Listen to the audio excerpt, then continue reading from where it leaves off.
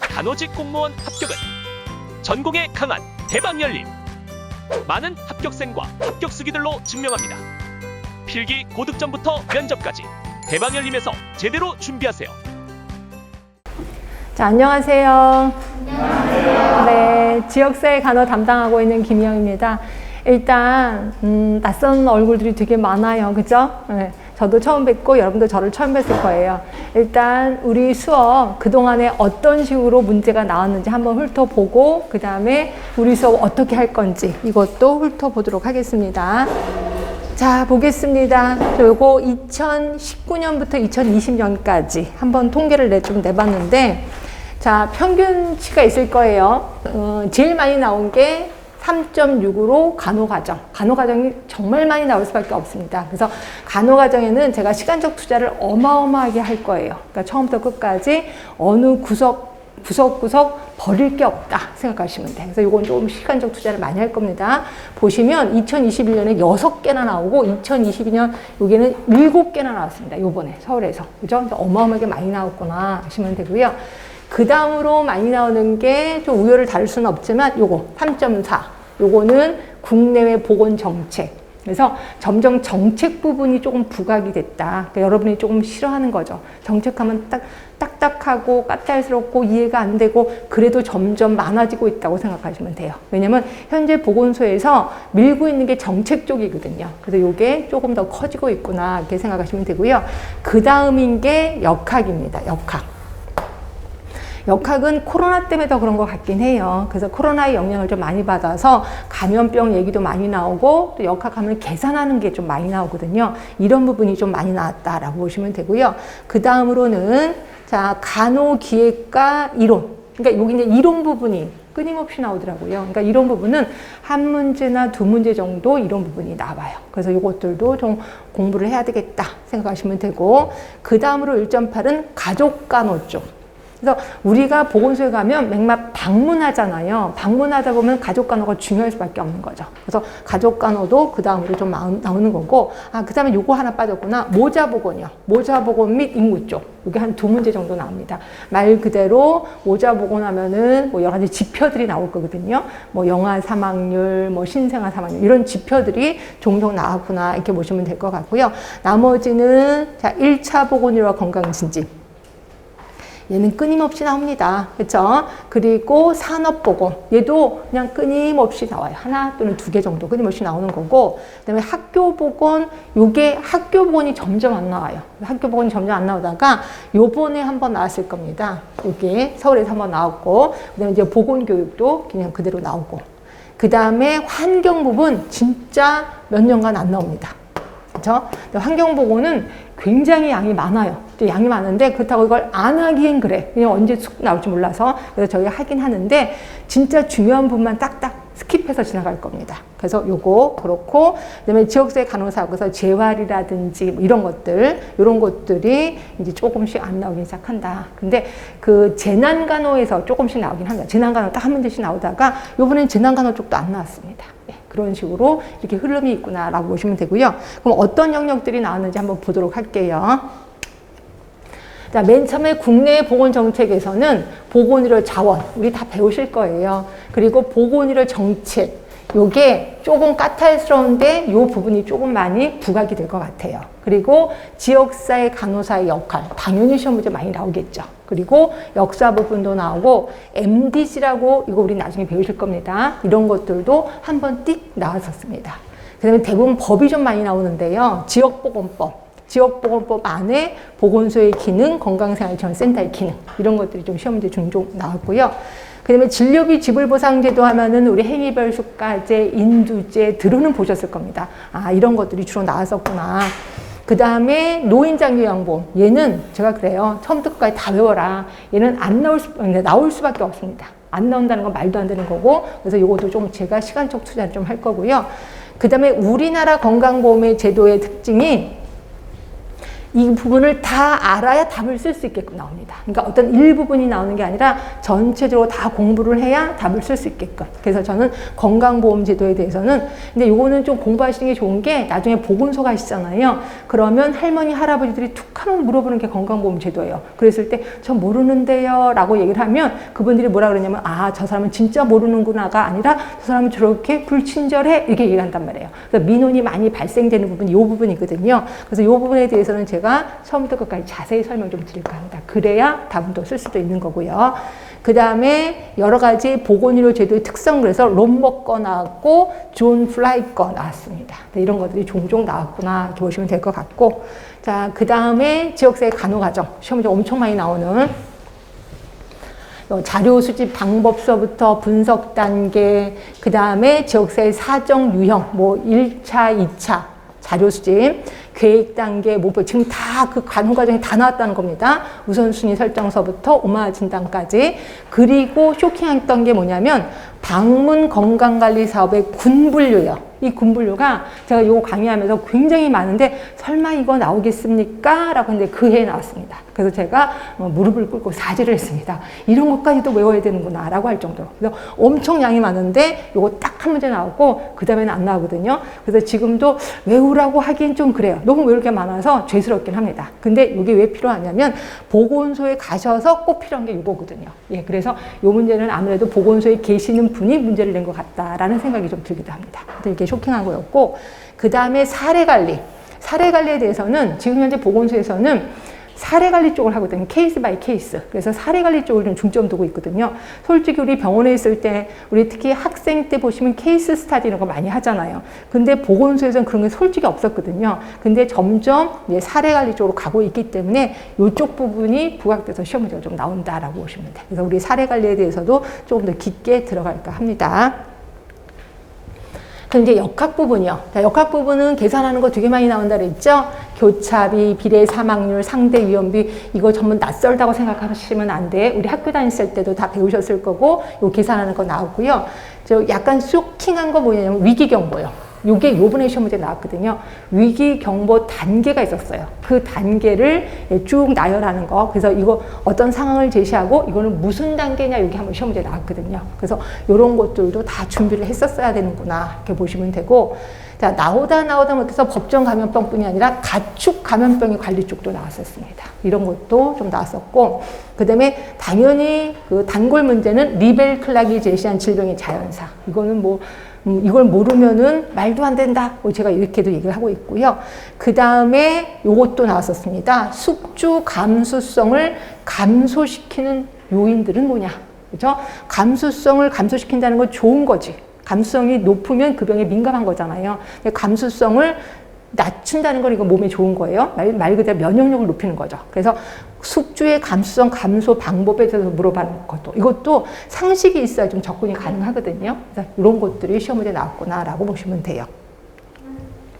자, 그다음에 기획 간호이론에서 보시면 단골 문제는 프리시드 프로시드, 이게 단골입니다. 그래서 얘는 굉장히 조금 말 길긴 긴데 제가 아주 그 모형을 통째로 외워라 이런 얘기를 많이 해요. 그래서 여러분들 보시면 아, 저 사람은 맨날 외우라 그래. 근데 외우는 게 편합니다. 특히 이론 같은 건 안 외우면 정말 힘들거든요. 근데 외우는 걸 외우면 그다음부터 쉬워지는 게 이론. 그래서 제가 이론할 때는 무조건 외우세요라고 표현을 할 겁니다. 그래서 이런 이론들이 쭉 나와서 스와트서부터 패치, 매치, 맵. 요거는 요새 뜨고 있는 모형이라고 보시면 돼요. 그래서 조금 낯설 수도 있는데 요런 것들을 좋아하시는 분들이 문제 내시는 교수님들이라고 보시면 돼요. 좀 낯서니까 너네 모를 거야 이러면서 이런 문제들을 낼 겁니다. 그렇죠? 그렇다고 해서 기존에 인기 있는 요 이론을 안 해온다 이러면 절대로 안 되는 거고, 이것도 하시면서 새로운 이론까지 좀 갖고 들어가야 된다라고 보시면 될 것 같고요. 그거 외에 오렘 이론, 건강진진 모형. 하여튼 한 번씩은 다 나왔었구나라고 보시면 될 것 같고요. 자, 그 다음. 자, 1차 보건의료하고 건강진진. 이제 요거 오늘 제가 수업 들어갈 거거든요. 근데 1차 보건의료하고 건강진진은 뗄래야 뗄 수가 없어요. 그래서 그런지 요 두 개가 시험 문제 좀 나오는데, 이런 얘기 들어보셨을 거예요. 헬스 플랜 2030. 그죠? 요번에 요거 비전 기본 원칙 다 물어보고 있었고, 이거 전에는 헬스 플랜 2020이었거든요. 이거의 대표 지표를 물어보는 질문도 나왔었고, 그거에 비해서 1차 보건의료는 문제 많이 나왔습니다. 필수 사업 또는 1차 예방 수준의 건강증진 활동 또는 오타와 뭐 이런 것들 대부분 나왔고, 그 다음에 그 지역보건의료계획서라고 해서 이것도 역시 지역보건법에 나와 있는 것들이거든요. 이런 것들이 주로 나왔었다. 그래서 오늘은 첫날이라서 도대체 무슨 말 하는 거야? 라고 그러긴 하지만 이런 것들이 주로 나왔다는 것만 좀 알고 계시면 돼. 나중에 다 배우시긴 할 겁니다. 자, 산업보건에서는 우리 산업보건의 대상은 둘이거든요. 환경하고 그 다음에 거기 근로자들. 그래서 환경에 대해서 이제 기본 원칙, 환경관리 기본 원칙 이게 나왔고, 그 다음에 산재. 산재는 뭐 그냥 그 박스 표로 돼 있는데 이것도 제가 통째로 외워라 라고 얘기를 하고 있습니다. 그 다음에 학교 다니셨을 때 이거 들으셨을까요? C1, C2, D1, D2. 예, 요거 당연히 시험 문제 좀 나오는 거고요. 계속 C2, D1 다 나왔었습니다.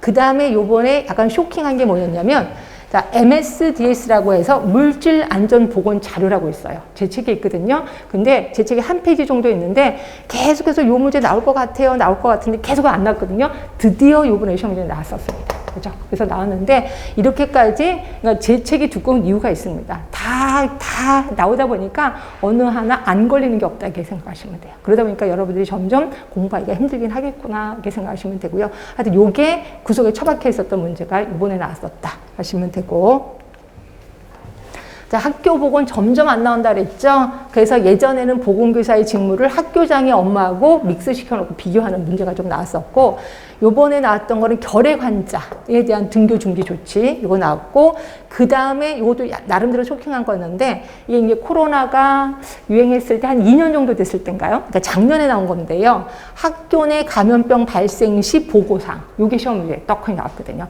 이게 교육청에서 각 학교로 보낸 그런 내용이라고 생각하시면 돼요. 근데 그 내용을 물어보는 질문이 좀 나왔었다. 그러니까 결국 주변 환경에 좀 발빠르게 움직이는 문제들이 좀 나오고 있구나라고 보시면 될 것 같긴 해요.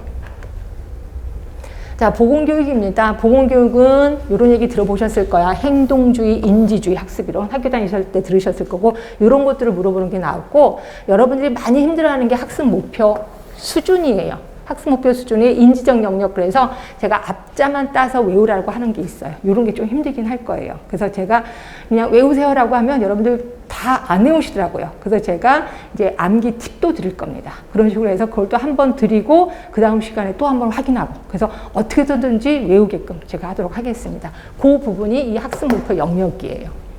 자, 그거 말고 여러분을 좀 힘들게 하는 게 구성주의 학습 이론이거든요. 요거 조금 힘들어요. 근데 요게 그 인지주의 학습이랑 좀 헷갈리거든요. 그래서 요거에 대해서도 수업 시간에 제가 조금 더 자세히 좀 들어가도록 할 거고요. 그러니까 생각해 보시면 물을 칼로 딱 잘라갖고 이건 이거고 이건 이거야 라고 딱 떨어지는 게 지역사회가 아니라는 거예요. 이것도 되고 저것도 됩니다 이렇게 표현해. 그럼 여러분들은 그게 도대체 뭐예요 이렇게 얘기하는데, 그렇게 밖에 표현할 수가 없어요. 그래서 저도 요거도 되고 요거도 됩니다. 그러면 이거는 언제 현장에 가서 여러분들이 판단하셔야 됩니다. 이렇게 판단을 해요. 그러니까 여러분들은 뭐야 뜬구름 잡는 거네 라고 얘기하는데 그게 정답일 수밖에 없어요. 하여튼 이것도 제가 요거 얘기하면서 분명히 얘기를 하겠습니다.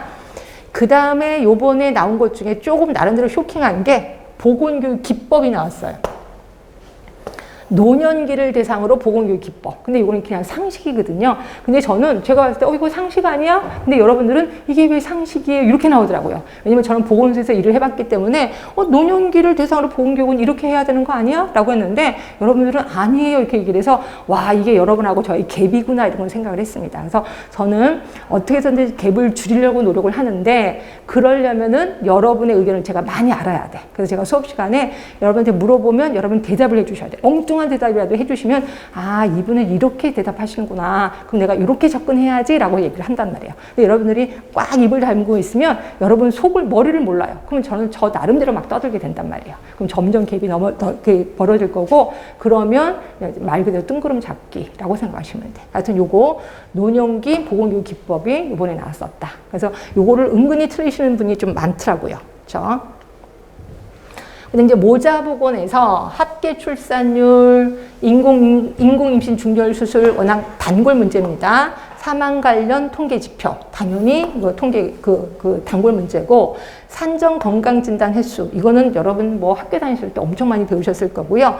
굉장히 유명한 알파 인덱스, 이거 모르면 제가 지역사회 한다고 얘기하지 마라 라고 얘기하는 게 있습니다. 알파 인덱스 배우실 거고, 그 다음에 요번에 약간 또 쇼킹한 것 중에 하나가 모성 사망 비가 나왔는데, 그게 곱하기 몇을 하느냐, 요게 한번 물어본 적이 있어요. 제가 맨날 곱하기 1000을 하든 100을 하든 신경 쓰지 마세요 이렇게 얘기했었다가, 곱하기 10만을 한다는 게 요게 시험 문제 나온 거예요. 근데 요게 왜 곱하기 10만이 어디서 나왔냐면, 아까 헬스 플랜 2030이라는 거 있었다 그랬잖아요. 2030의 대표 지표가 이거였거든요. 모성 사망비. 그리고 가로 안에 출생아 10만 명당이라고 써놨거든요. 그게 시험 문제에 나온 거였었어요. 그렇죠? 그래서 헬스플랜 2030의 대표 지표를 아시는 분들은 금방 답을 썼을 텐데, 그냥 그걸 모르고 모성 사망비라는 것만 알았다면 이게 정답을 때리지 못했었겠구나라는 생각도 들긴 합니다. 그래서 이게 조금 힘들었겠구나라는 생각도 들고요. 그 다음에 인구 및 가족 관계에서 이 중에서 많이 나오는 거, 노년, 유년부양비 엄청 많이 나옵니다. 그래서 이런 것들은 당연히 좀 아시면 되고요. 요번에 또 하나 조금 쇼킹한 게 인구 변천 단계. 그래서 우리 집에 그림이 하나 있을 거예요. 인구 변천 단계. 그 단계, 그 그림이 그대로 시험 문제 나왔어요. 거기에 가로 놓고 요 가로 안에 뭐가 들어가느냐, 여기 한번 시험 문제 나왔었거든요. 그래서 그림 하나라도 소홀히 넘어가면 안 되겠구나, 그렇게 생각하시면 될 것 같고. 자, 가족 건강 사정 도구, 단골이죠. 사회 지지도, 가계도, 가족 기능 평가 도구. 여러분들 보건소 실습하면서 맨날 가정 방문 가면은 요거 그려라, 가계도 그려라, 이런 거 보셨을 겁니다. 다 하셨을 겁니다. 이런 것들이 시험 문제 좀 나오고, 이론에는 여러 가지 이론이 있는데 이 중에서 체계 이론이 시험 문제 좀 나왔었고요. 그 다음에 단골 문제가 발달 가오. 그래서 청소년기, 노년기, 발달가오. 이거는 이것도 역시 여러분 약간 헷갈리는데, 칼로 물베기가 아니기 때문에 여기도 결치고 여기도 그런 가옵이 있지 않을까? 이거는 역시 보기 중에서 알아서 고르셔야 돼요. 그래서 이게 좀 시험 문제 조금 힘드시긴 할 겁니다. 그 다음에 취약가정의 종류도 나왔고, 아동학대에 대해서도 시험 문제가 좀 나왔었어요. 그러니까 나올 만한 것들이 좀 나왔다, 이렇게 보시면 돼요. 가족간호에 대해서는. 자, 환경에 대해서는 이제 아까 말한 대로 몇 년간 좀 안 나오긴 했는데, 제가 이제 이게 5년간 그 통계를 낸 거라서 보시면 지구온난화 국제회의, 그리고 런던 스모그, 이거는 우리 학교 다니셨을 때 단골 문제지 않았어요? 중간고사, 기말고사에 런던 스모그, LA형 스모그, 요것도 다시 나왔었습니다.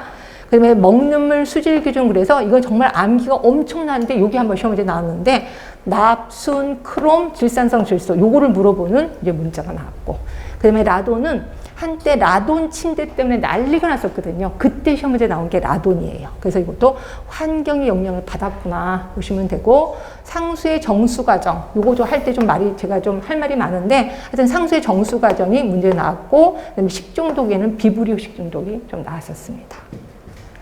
자, 그 다음에 지역사회 간호사업의 재난관리. 뭐 한때 재난이 유행처럼 재난관리, 사회재난, 재난단계, 중증도 분류. 그래서 한때 유행처럼 나왔다가 요즘은 조금 사그라지는 것 같기도 해요. 하여튼 요거 좀 나왔었다라고 보시면 되고. 자, 총평 들어가겠습니다. 제가 제 나름대로 임의로 연도를 좀 나눠봤는데, 2018년까지, 2019년에서 2021년까지, 그리고 올해부터 달라집니다. 2018년까지는 단답형의 정답이 눈에 보이는 문제가 엄청 많은데 그게 18개.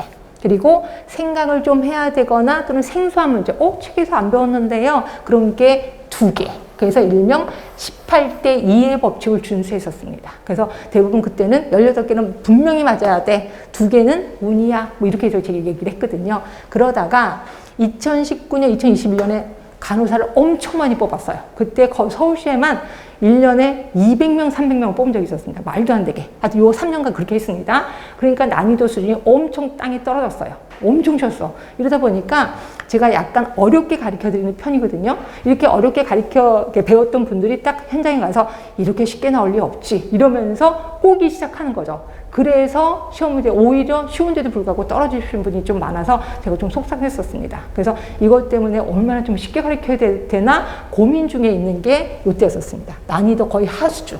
그렇죠? 그래서 어떤 분들은 저는 3개월만 공부해도 합격했어요, 이런 분들이 되게 많았었습니다. 그러다가 올해 2022년 그동안 출제되지 않았던 내용이 슬슬 시험 문제에 나옵니다. 아까 말한 MSDS 전혀 시험 문제 안 났었거든요. 이게 좀 나오기 시작했고, 그동안 간과되었던 내용들이 좀 나오기 시작했고, 하물며 대학 교재에 내용이 없는 문제들도 나타나기 시작하고 있습니다. 그러다 보니까 점점 어려워지겠구나, 이렇게 보시면 돼요. 그죠? 그래서 우리 이번에 대통령이 그러시잖아. 공무원 안 뽑겠다, 잘 안 뽑겠다 이랬잖아요. 그러다 보니까 이렇게 사람을 조금 뽑으면 좋은 점은 뭐냐면 진짜 실력 있는 사람만 보건소에 들어오게 되는 거죠. 저는 실력 있는 사람만 들어와야 된다고 생각을 해요. 왜냐면 제가 보건소 생활을 하면서 정말 실력 없는 사람들이 들어오면 이게 정말 개판이구나, 이렇게 생각이 들어서 실력 있는 사람이 들어와야 그만큼 주민에게 봉사를 하겠다라는 생각이 들어서 점점 시험 문제는 어려워질 거고, 그 다음에 이제 정말 실력 있는 사람만 걸러질 거다라는 생각이 듭니다. 하여튼 그래서 여러분들 좀 마음을 다잡으셔야 된다라고 보시면 되고, 자, 그래서 제 수업 방식 이렇게 하겠습니다. 자, 맨 처음에는요, 제가 전체적인 프레임을 좀 알려드리겠습니다. 그래서 요번에 이런 식으로 배울 거다. 그래서 제목을 쓰고, 이 제목 안에는 뭐를 배울 거고, 뭐를 배울 거고, 이 중에서 뭐는 중점적으로 할 거다라고 얘기를 하면 여러분들이 좀, 아, 저쪽은 좀 중요하구나, 이렇게 생각하시면 돼. 그리고 나서 두 번째는 구체적인 내용 알기. 요게 이제 책을 보면서 줄을 칠 겁니다. 제가 책을 보면서 요 부분, 아까 얘기했던 겁니다. 요 부분, 여기서 줄을 칠 거고, 그러고 나서 그걸로 끝나는 게 아니라 배운 것을 상기시켜야 돼. 왜? 배운 거는요, 1시간 이내 50%를 까먹게 돼 있습니다. 그러니까 결국 1시간 이내 다시 한번 리마인드를 시켜줘야 돼. 그래서 제가 그러니까 책에 줄을 치고, 그 다음에, 자, 요거 다시 한번, 그러면서 칠판에 쓰던 걸 다시 한번 볼 겁니다. 이거 뭐라 그랬죠? 뭐라 그랬죠? 이런 식으로. 그래서 리마인드를 바로 시켜드릴 겁니다. 그리고 다음 주에 오시면 쪽지 시험이라는 게 기다리고 있을 겁니다. 매번 시험 볼 겁니다. 그 시험은 그 시험을 보면서 나의 약점을 알아야 되는 거죠. 그래서 나는 완벽하게 외웠다고 하는데 내가 아직도 이걸 모르고 있었네 라고 약점을 알게 될 거예요. 근데 이 쪽지 시험은 어려운 게 절대로 아니에요. 되게 쉬운 거예요. 그러니까 기본으로 만점을 받아야 되는 건데 만점을 못 받았어. 그럼 내 약점이 이거구나 라고 알게 되는 거죠. 그래서 이제 시험을 볼 거고요. 그래서 쪽지 시험을 보기 위해서는 좀 일찍 오셔야 돼. 일찍 오셔서 시험 문제를 보고, 이때 책이랑 보는 게 아니라 내 머릿속이랑 상의를 하는 거죠. 그래서 웬만하면 책을 보지 않고 답을 다시는 게 좋을 것 같고요. 그리고 이거는 제가 당연히 정답을 불러드릴 겁니다. 네, 불러드리는데 혹시라도 모르면 저 모른다고 손을 들고 저 몇 번 설명해 주세요 라고 얘기를 해야 돼. 왜냐면 제가 정답만 불러드릴 거거든요. 그리고 여러분들은 동영상 듣는 친구들을 대표한다고 생각하시면 돼. 그래서 나 이거 모르면 나 창피해서 안 물어봐. 그게 아니라 동영상 듣는 친구들도 모른단 말이에요. 그러니까 여러분들이 대신해서 질문을 좀 해주셔야 된다. 이렇게 보시면 돼. 이거 질문 좀 받겠습니다. 그러고 나서 이제 전체적으로 다 끝났어. 3개월이 끝났어. 그러고 나서 나 몰라라 하는 게 아니라 애프터 서비스 들어갑니다. 그래서 이게 메일링 서비스라고 해서 메일링 퀴즈를 제가 보내드리는데, 그 메일링 퀴즈에서 제가 이제 문제를 10문제씩 30번입니다. 30회를 보내드릴 거예요.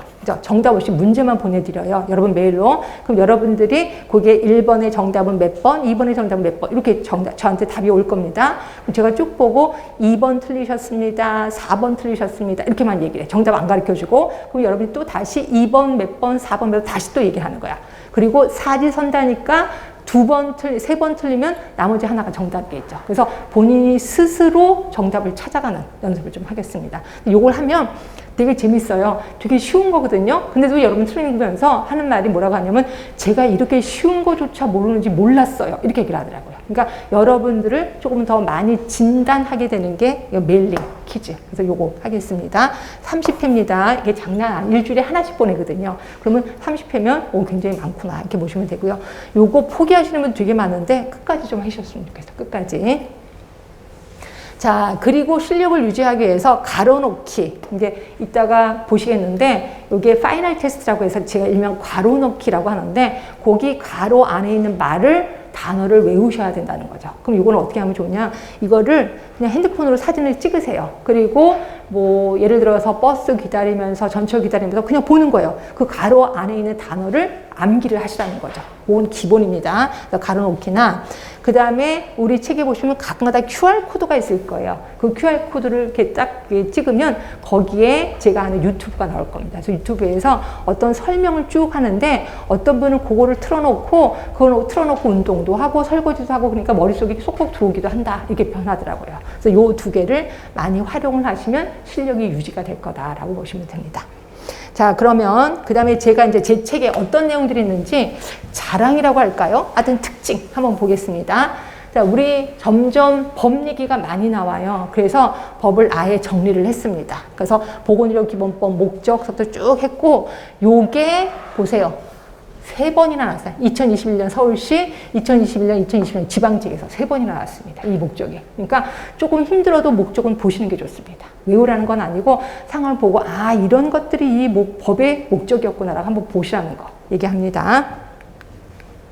자, 그 다음에 제가 아까 QR코드 있다고 했잖아요. QR코드 딱 보면 이걸 찍으면 요거에 대한 설명이 들어가 있을 겁니다. 그래서 혹시라도 이론 강의할 때 제가 놓친 게 있다. 그럼 요걸 보시면 거기서 거의 똑같이 할 겁니다. 제가 하는 거니까. 그래서 아 이런 소리였구나라고 이해하기 쉬울 겁니다. 결국 복습도 되고 예습도 되는 QR코드. 그것도 한번 활용해 보시면 될 것 같고요.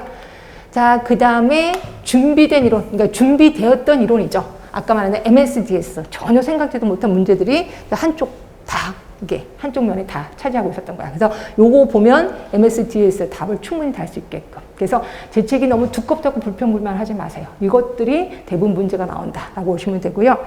제가 예전에 이제 대학 교육도 하고 있는데 어떤 교수님이 제 책을 보고 문제를 냈었다. 뭐 이렇게도 표현하더라고요. 제가 깜짝 놀랐던 적이 있는데, 제 책은 그만큼 누적돼 있다고 생각하시면 돼요. 그러다 보면 문제 낼 때 이 책을 보면서 문제 내면 좀 편하다. 근데 그분이 우리 공무원 문제 내시는 분이 아니라 대학의 교수님. 그래서 중간고사, 기말고사 문제 낼 때 요거 보면 문제 내기 아주 쉬웠다. 이렇게 표현하기도 하더라고요. 하여튼 이런 거.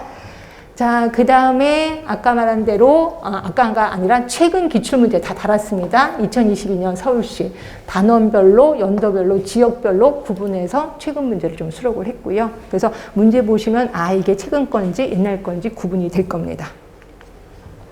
그 다음에 내용에도 제가 이거 기출된 거다. 몇 년에 어디에서 기출된 거다라고 표시를 했어요. 제가 이걸 표시를 안 하려고 했는데, 왜냐면 표시를 하면 이것만 공부하실 것 같아서. 근데, 그래도 불구하고 이렇게 좀 기출 표시가 안 돼 있으면 아, 이게 좀 중요한 거니까 기본으로 하고 표시가 안 된 것도 좀 알고 계시라고. 그래서 할 수 없이 집어넣긴 했습니다. 이것만 공부하시면 안 돼. 이거 말고도 다른 것도 공부하셔야 된다는 거죠. 자, 그 다음에 아까 말한 대로 가로놓기, 암기 노트로 이용하면 좋다는 거죠. 가로가 돼 있어요. 그래서 물론 정답은 요 밑에 정답이 있을 겁니다. 눈에 바로 밑에 가면 정답이 있기 때문에 굳이 쓰시진 않으셔도 돼. 요거 보고 찾는 연습을 자꾸 하라는 거죠. 그래서 요게 암기 노트로 이용된다. 그러면 되게 도움이 좀 된다라고 보시면 되고요. 그 다음에 이제 가끔가다 체크 포인트가 있을 거예요. 이 체크 포인트는 좀 심화된 내용이라고 보시면 돼. 근데 심화된 내용도 시험 문제 나왔었습니다. 요게 생애변화 질문지라고 해서 요게 2022년 지방지에서 나왔거든요. 아까 그랬잖아요. 2022년부터 문제가 조금 더 어려워지고 조금 더 우리 교재에서 없는 것도 나왔다라고 했잖아요. 하여튼 이런 것들이 좀 시험 문제 나왔었고요. 그 다음에 마지막에 그러니까 불호편에요. 2022년 보건복지부 질병관리청 주요 보건의료 정책을 수록했는데 어떤 분은 그러시더라고요. 이거는 홈페이지에 들어가면 다 있지 않나요? 아니에요. 홈페이지에 있는 거를 굉장히 많은 양을 제가 정리를 한 거예요. 이거 정리하느라고 시간 2개 걸렸거든요. 그래서 이거는 언제 필요하냐면 제가 수업을 다 하고 끝에 시간이 나면 좀 들어갈 거고요. 그렇지 않으면 여러분들 혼자 한번 읽어보시는데 언제 좋으냐면 면접이 앞에 기다리고 있어. 면접 볼 때 이거 한번 보세요. 그러면 면접할 때 요거와 관련된 질문을 좀 많이 하거든요. 근데 요거에 있는 내용들을 얘기해 주시면 면접 점수가 좀 높겠구나라고 생각하시면 됩니다. 예, 이런 식으로 제가 할 거고요. 이럼에도 불구하고 질문할 게 있어. 근데 여러분들 보시면 대면으로 질문을 하잖아요. 그러면 분명히 눈을 보면 모르시는 것 같아. 그럼 제가 아셨어요? 그러면 네. 그러면서 그냥 찝찝하게 가시는 거예요. 너무 그런 거예요. 그래서, 대면으로 하면은 질문하기 좀 어려워 하시는구나. 그럼 비대면으로. 자, 여기다가 질문하시면 됩니다. 진동 카페 가시면 간호 전공 스터디가 있을까? 여기 질문하시면 이게 저한테 알람이 울리게끔 돼 있습니다. 그래서 찔러 오면 밤 12시든 새벽 1시든 바로 제가 답변을 다 드릴 겁니다. 근데 어떤 경우는 답변을 못 따는 경우도 있어요. 그러면 이때는 언제냐? 제가 수업을 할 때예요. 학교 수업도 하고 학원 수업도 하다 보니까 답변을 못 따를 때도 있거든요. 하여튼 적어도 1시간 이내, 2시간 이내는 답을 꼭 답니다. 그렇게 해서 하나도 모르는 것이 없도록. 어떤 분은 그런 게 있어요. 질문하기 귀찮으니까 내가 그냥 해석해서 그냥 내가 알아둬야지. 본인이 유추 해석하시면 인생 망가진다고 제가 말씀드립니다. 그래서 지역사회는 정확히 알고 가셔야 돼. 조금이라는 것도 모르는 게 있으면 저한테 물어보셔서 마치 제가 생각하는 거랑 똑같은 방식으로 생각을 하셔야 합격이 다가온다라고 보시면 될 것 같아요. 이런 식으로 좀 하겠습니다. 자, 그러면 요거 좀 잔소리 좀 끝낼 거고요. 하나만 더 얘기한다면 저 동양 공부 요거 좀 얘기하겠습니다. 자, 공부라는 거는요. 라이트 켜놓고 럭셔리하게 책상에 앉아서 하는 게 공부가 아니에요. 저는 동양 공부 되게 좋아하거든요. 동양 공부는 뭐냐면 다니면서 공부하는 거야. 예를 들어서 버스 기다리면서, 전철 기다리면서, 또는 화장실에서. 그래서 간단하게 외울 거 빨리빨리 머릿속에 기억을 하셔. 이게 동양 공부고, 이 동양 공부 하다 보면 그냥 상식화가 됩니다. 모든 것들이. 특히 지역사회가 상식화가 되면 시험 문제는 엄청 쉬워지게 돼요. 그래서 저는 동양 공부를 좀 해라 이렇게 표현하고 있습니다. 그냥 말 그대로 그냥 암기화를 생활화해라 라고 얘기하고 있습니다. 여러분들 귀에 이제 딱지가 될까 이거 외우셔야 됩니다. 딱지가 될 겁니다. 그래도 그렇게 하셔야 합격이 눈에 온다 이렇게 보시면 될 것 같고. 자, 잔소리 여기까지 끝입니다. 자, 그러면 이제 우리 수업 들어가도록 할게요. 자, 맨 처음부터 재미없는 거 나옵니다. 정책 나옵니다. 보건정책 배우실 거고요. 보건정책에서는 그 정책 단계가 있어요. 단계에 대해서 배우실 거고, 그 다음에 여기에 참여자가 있어요. 보건정책의 참여자. 공식적인 참여자, 비공식적 참여자 할 거거든요. 그래서 이거 책 보고 확인할 거고, 그 다음에 두 번째가 건강의 개념에 대해서 배우실 거예요. 아니 무슨 지역사회 간호를 하는데 건강의 개념도 해야 되나요? 해야 돼요. 그래서 여기에서는 주로 그 건강 모형이 있어요. 건강 개념에 대한 모형이 있는데 이게 시험 문제 좀 나와야 되는데 그렇게 안 나와요. 그래서 요거 좀 할 거고요. 건강 모형 할 거고요. 그 다음에 두 번째가 이제 라논드라는 사람이 있어요. 이 라논드라는 사람은 시험 문제 좀 나오거든요. 요 분에 대해서 이분이 무슨 말을 했는데 요거를 좀 얘기하도록 하겠습니다. 그 다음에 세 번째가 건강하면은 WHO가 제시한 건강의 정의가 있을 거예요. 그렇게 잘 나오진 않더라고요. 근데 하여튼 저도 언급은 하긴 하겠습니다. 그 다음에 자, 우리 간호학에서는 건강 형평성 이런 얘기가 좀 많이 나오거든요. 그리고 요번에도 시험 문제가 나왔었어요. 근데 이게 약간 철학적인 개념이라고 생각하시면 돼. 그래서 여러분들 보시면 이게 뭔지 모르겠는데 형평성, 근데 건강 형평성 또는 건강 불평등 이런 말들이 좀 많이 나오는데 그 이유 중에 하나가 이번에 지역사회에서 건강 불평등 학회를 만들었거든요. 그러다 보니까 그쪽 부분을 부각시키려고 하나 보다라는 생각이 들어요. 그래서 요거는 문제 풀 때 조금 여러분들의 기본 철학적인 생각이 좀 담아야 되겠다라는 생각이 합니다. 그래서 이것도 제가 아까 책 보고 하긴 할 건데 도대체 뭘 얘기하는 거야? 이렇게 생각할 수도 있습니다. 하여튼 제가 최대한 노력하도록 하긴 하겠습니다. 형평성, 불평등. 그 다음에는 우리 이제 다문화에 대해서 얘기를 할 거예요.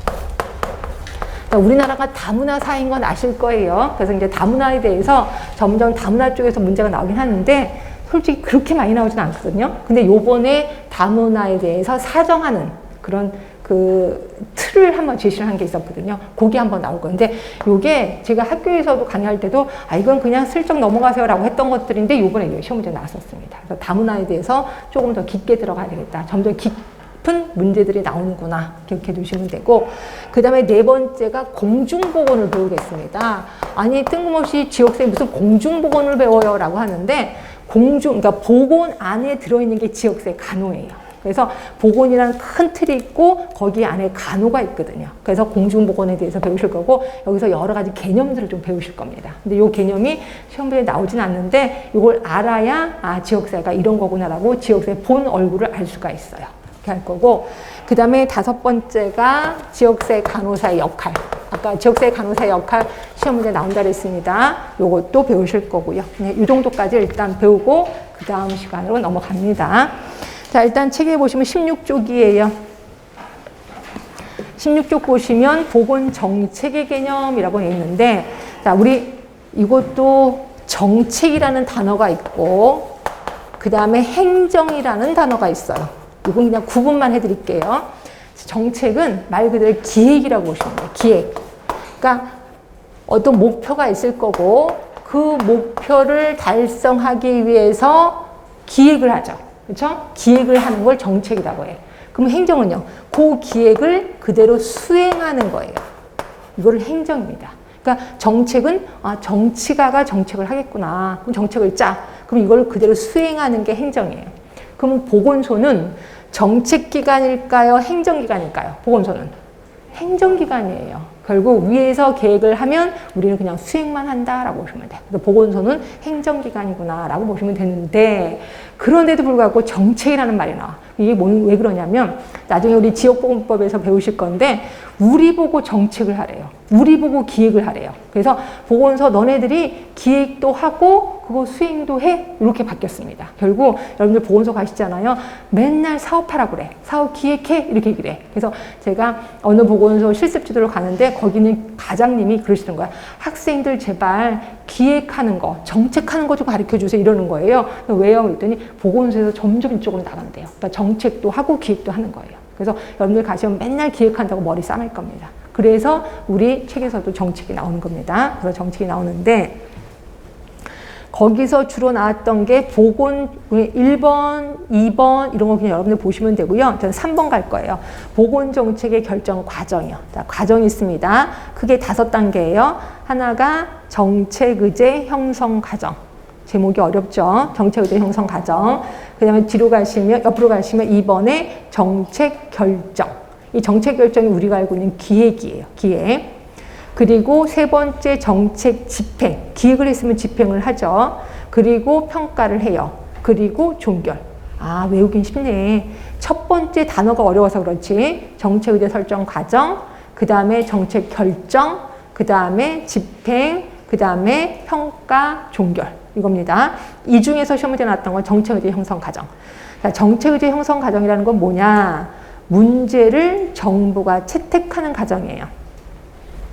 하나 물어봅시다. 정부가 살림살이를 할 때 몇 년 살림살이를 해요? 국민들한테 세금을 걷어들여서 요거 갖고 살림살이 하거든요. 몇 년 살림살이를 할까요?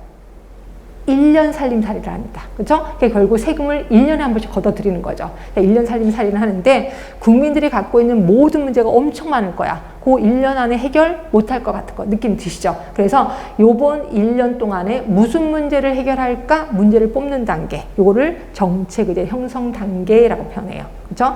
자, 그런데 문제를 보시면, 자, 맨 처음에 이벤트, 영어로 하나 보이실 거예요. 개별적인 사건이 벌어집니다. 이 개별적인 사건에 정부가 눈여겨보지는 않을 거예요. 근데 그 사건이 점점 많아져. 그러면 사회 문제가 됩니다. 사회 문제 보이시지? 사회 문제가 됐다는 거는 사람들이 모이면 그냥 수다 부리니까 세상에 요새 그런 일이 있다면서 수다를 부리는 거예요. 그렇죠? 3, 3, 5 모이면 그냥 수다를 부리는 거야. 이게 사회 문제. 그러면 이게 점점 더 커지잖아요. 그럼 무슨 문제가 되냐면 공중의제가 됩니다. 공중의제. 공중의제는 뭐냐면요. 이거는 우리가 그래요. 막 수다 부리다가 야, 이거 국가가 그냥 내버려 두면 안 되는 거 아니야? 국가가 좀 해줘야 되는 거 아니야? 우리 국가한테 해달라고 할까? 이게 공중의제야. 그래서 우리 대표적인 게 예전에 촛불 시위 기억하실 겁니다. 촛불 시위 이런 것들이 공중의제고, 드디어 정부가 채택을 했어. 그럼 정부의제가 되는 거죠. 이게 단계가 있구나. 자, 개별적인 사건, 요게 사회 문제가 돼요. 그리고 공중의제가 되고 정부의제가 됩니다. 자, 그런데 여기서 제가 하나씩 더 가르쳐 드릴 거예요. 자, 다시 한번 개별적인 사건. 요게 무슨 문제가 돼요? 사회 문제가 돼요. 그리고 요게 무슨 문제가 돼요? 공중의제. 그 다음이 정부의제가 됩니다. 자, 여기 사이에 이슈화를 하나 써주세요. 이슈화. 그리고 여기에 사회적 이슈화를 하나 더 집어넣으세요. 요거는 조금 더 깊게 들어가는 내용입니다. 자, 이슈화라는 게 뭔지는 아시죠? 이슈화 되는 거예요. 사건이 사람들이 모이면 그냥 수다 부리는 거. 이게 이슈화가 되는 겁니다. 이것도 하나 집어넣으시라고요. 이슈화. 집어넣으시면 그러면 이게 이제 사회 문제가 돼요. 사회 문제가 공중 문제가 되려면 사회적 이슈화가 일어나야 돼. 그럼 사회적 이슈화가 뭔데? 자, 요거를 주제로 공청회를 여는 거죠. 공청회를 열거나 또는 영화를 찍는 거예요. 혹시 여러분들 영화인데 그 뭐 특정한 사건을 주제로 영화를 만드는 거 있을 겁니다. 그렇죠? 뭐가 있을까요? 여러분 기억나세요? 영화 중에 특정한 사건을 주제로 영화를 찍은 거 있습니다. 예전에 보시면 택시 운전사도 있고 또 하여튼 여러 가지 있을 거예요. 지금 생각이 안 나요. 그런 영화를 찍어요. 이게 이제 사회적 이슈화가 된 거예요. 그럼 사람들이 영화를 보면서 아, 그때 그 사건이 이런 거였구나. 어머, 이거 가만히 있으면 안 되는 거 아니야? 흥분하기 시작하는 거죠. 그러면서 공중의제가 되고 정부제가 되는 거예요. 그래서 이왕하시는 거 4개만 딸랑 외우지 마시고 여기에 이슈화, 사회적 이슈화 이것도 집어넣으셔서 기억해 두시면 돼요. 그래서 요 단계를 물어보는 게 시험 문제 나왔거든요. 근데 이게 조금 더 깊게 나온다면 이런 것들도 사이에 끼어들 거예요. 이렇게 알고 계시면 되고 자, 이렇게 해서 문제를 채택을 했어요. 문제를 채택했다는 거는 목표가 설정이 됐다는 거죠. 그럼 이 목표를 달성하기 위해서 기획을 합니다. 자, 기획, 그 정책 결정 과정. 정책 형성 단계, 정책 채택 단계 두 가지가 정책 결정 과정. 그래서 이게 제가 알고 있는 교수님이 중간고사를 내셨는데 그렇게 했더라고요. 정책 형성과 정책 채택 단계는 어느 과정이냐 이렇게 좀 시험 문제를 내더라고요. 그러니까 여러분들도 아, 정책 결정 과정이구나 이렇게 알고 계신 게 좋아. 그리고 집행 과정, 평가 과정, 종교 과정. 예, 그래서 그 순서대로 좀 기억해 두시면 되고 자, 그 다음에 보건정책 환경의 변화, 뭐 이런 것들은 가볍게 보시면 되는데, 이렇게 지금 환경이 이렇게 변화됐다는 거죠. 한번 볼게요. 여러분들이 이해가 되시는지. 저출산 고령화에 따른 인구 구조의 변화. 맞죠? 지금 아기 안 낳고 고령화된 거 아실 거예요. 자, 건강에 대한 인식과 수요의 변화. 예전에는 질병에 대해 관심이 많았었어요. 근데 지금은 건강에 대해 관심이 많아요. 그래서 아픈 것보다 건강한 게 좋지. 건강하려면 어떻게 해야지? 이렇게 물어본단 말이에요. 그래서 건강에 대한 인식 수요가 변화됐고요. 그 다음에 의료 서비스의 산업화, IT 기술이 발달됐어요. 그래서 이제는 병원에 가서 검사하고 나서 꼭 병원 안 가도 그냥 어떻게 해서 핸드폰으로 다 내가 그 결과를 알게 되고 이렇게 좀 더 바뀌었다는 거죠. 근데 이거는 보건소도 이렇게 바뀌어야 된다는 거고 그 다음에 의료비는 굉장히 많이 상승됐다. 알고 계실 겁니다. 굳이 외울 필요는 없겠구나. 우리가 다 아는 거니까. 자, 그럼 이러한 보건정책에 참여자가 있어요. 공식적인 참여자가 있고 뒤로 가시면 비공식적 참여자가 있어요. 이것도 굳이 외우지 맙시다. 그렇죠? 일단 공식적인 참여자든 둘 중에 하나만 알고 계시면 되거든요. 공식적인 참여자 볼게요. 자, 국회요. 당연히 공식적인 참여자지. 행정수반과 비서실. 여러분들은 비서실은 아닌 것 같아. 아니에요. 비서실은 공식적 참여자 맞습니다. 그렇죠? 그리고 각급 행정기관. 그 다음에 사법부, 대통령, 공식적 참여자 맞지, 그쵸? 그 다음에 비공식 참여자 한번 보긴 할게요. 정당이요. 정당 하면은 여당이 있고 야당이 있잖아요. 그런데 여당은 그 사이에 꼈다고 봐요. 그래서 이거를 준공식이라고 보는 거야. 집권 여당은 준공식, 그리고 야당은 당연히 비공식. 각종 이익집단, NGO, 전문가 학자, 언론기관, 국민도 비공식적 참여자구나. 제일 힘이 없는 사람이 일반 국민이긴 하겠지만, 근데 이 중에서 언론기관은요, 그 영향력이 매우 크다. 이렇게 되어 있습니다. 이유 중에 하나가 뭔지 아세요?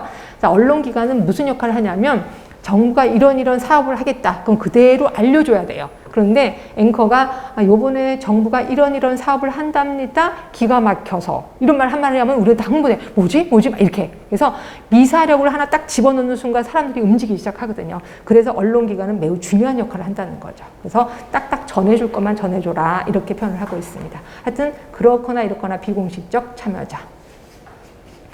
굳이 외울 필요는 없습니다. 누가 공식이고 누가 비공식인지 굳이 외울 필요는 없고 문제가 나오면 답은 쓸 수 있게끔만 준비해 주시면 돼요. 그렇죠? 근데 만약에 준비 못해 그럼 외우셔야지 뭐. 그렇지? 하여튼 알아서 하십시오. 이거는 한 번도 문제 나온 적은 없으니까.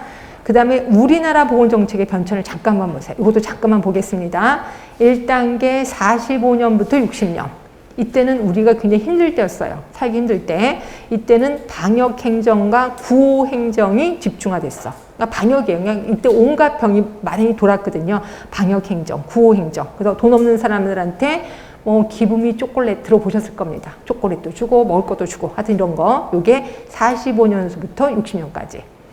자, 61년부터 75년까지는 이때는 아기들을 되게 많이 낳았을 때였거든요. 이때가 제가 알기로 베이비 부모 세대일 거예요.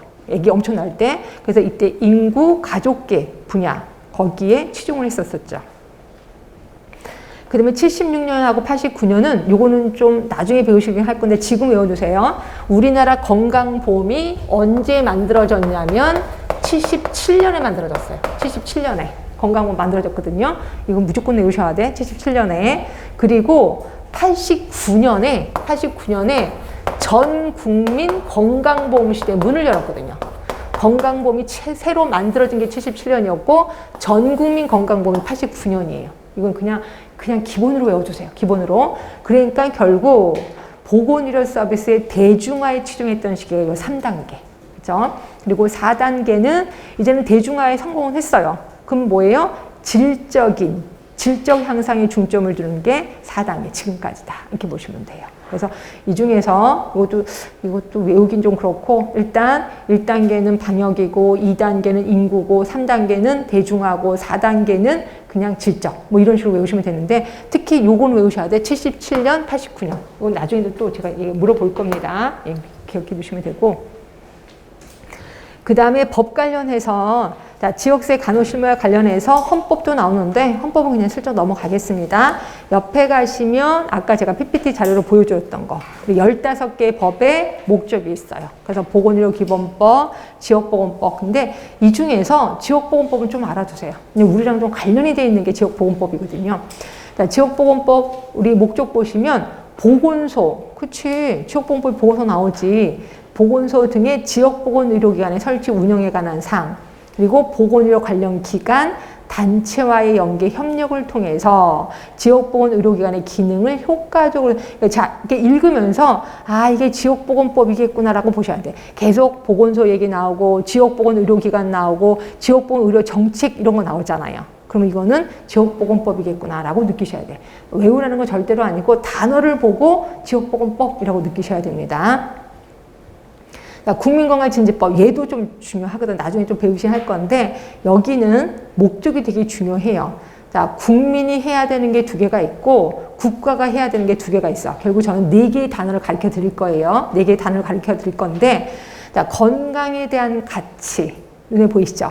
또 책임의식, 요 2개는 국민이 해야 될 거야. 아, 국민이 건강은 되게 좋은 거야. 그리고 건강에 대한 책임은 내 책임이야. 요 2개를 국민에게 심어주기 위해서 국가가 하는 거 2개 있습니다. 바른 지식 보급. 옆에 보이시나요? 바른 지식 보급. 그리고 밑에 보시면 여건을 조성할 거야.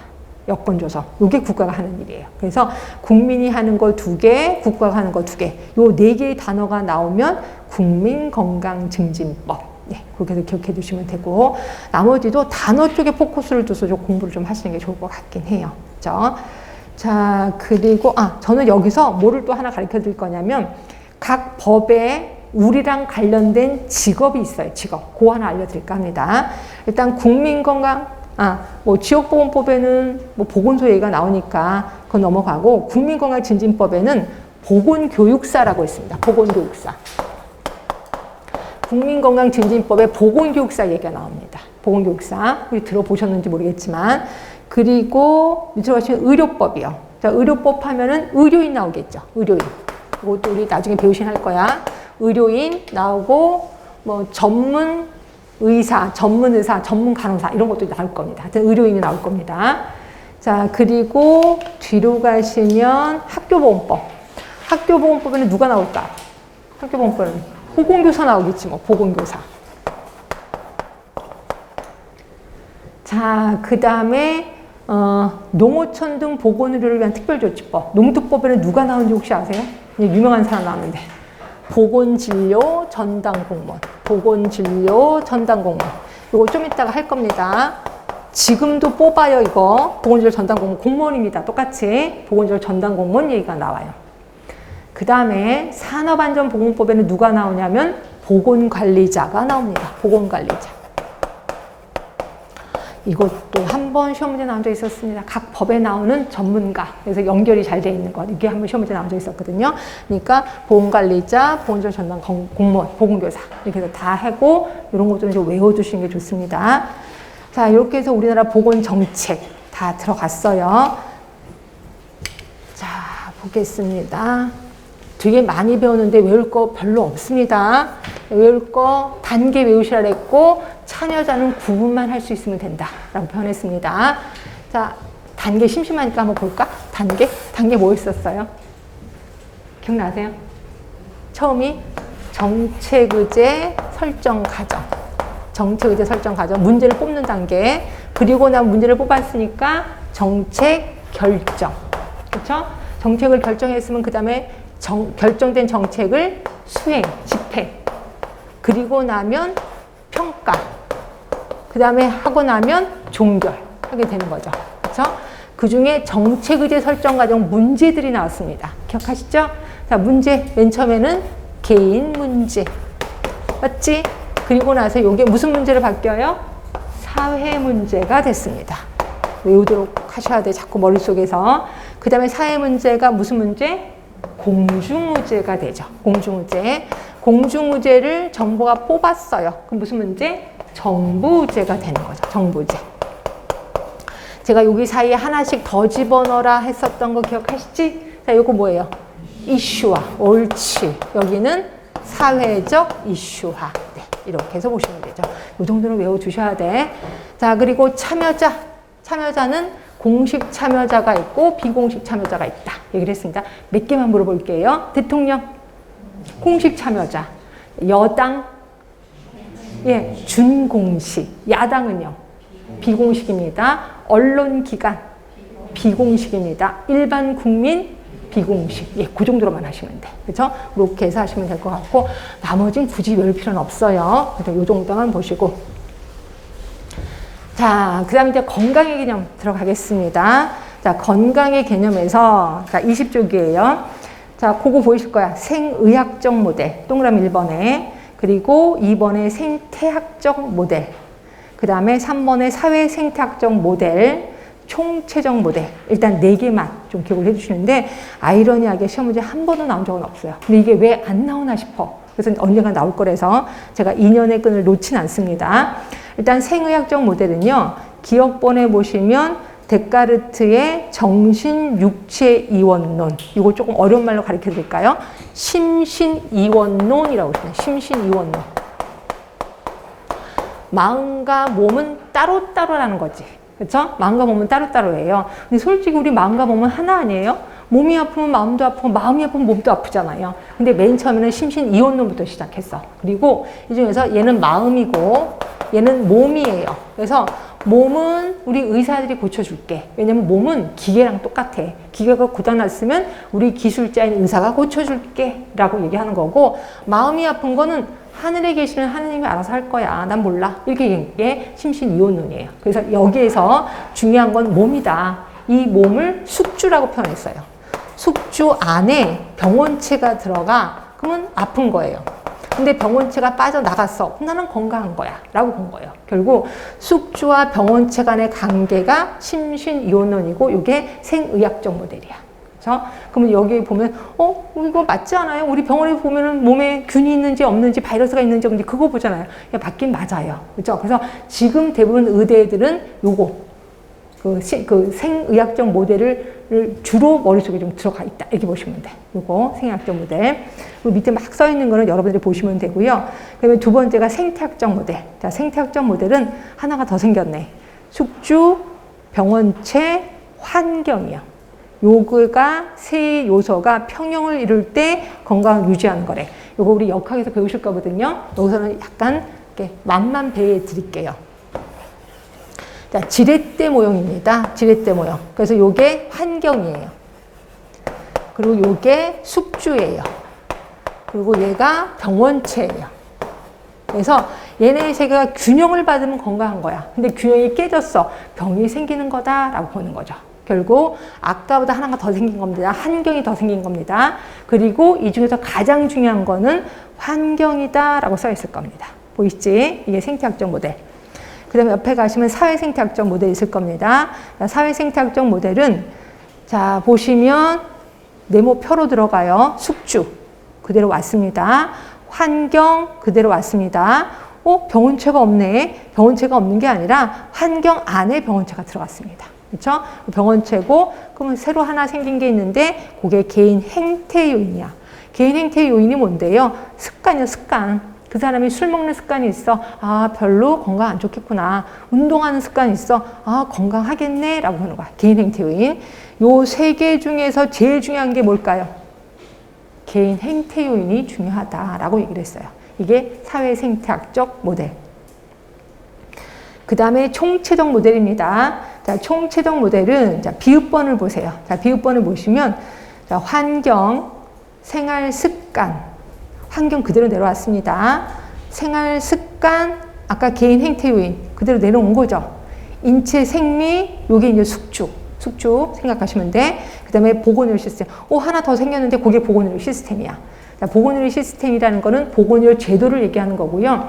이 보건의료 제도가 예방 위주냐 치료 위주냐에 따라서 그 나라 국민의 건강이 달라진다는 거지.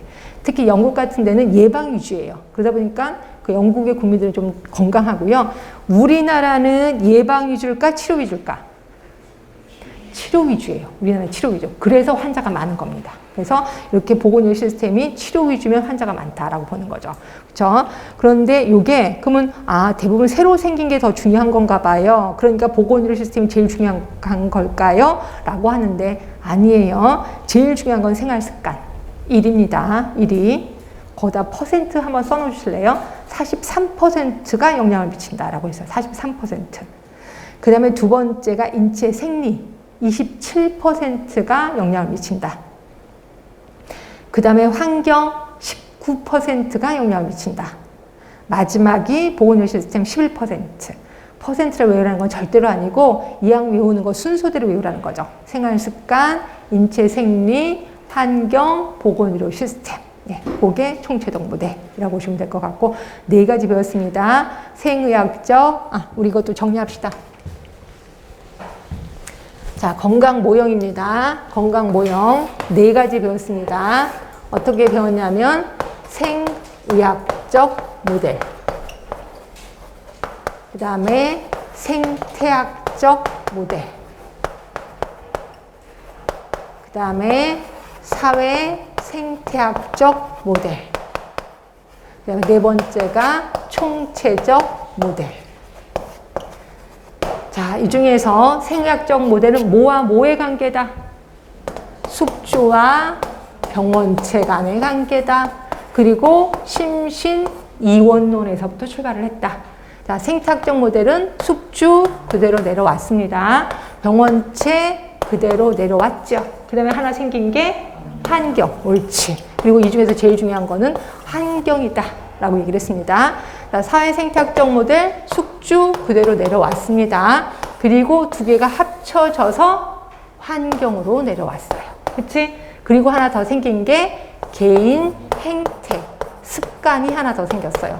가장 중요한 거는 개인 행태다 라고 표현했고요.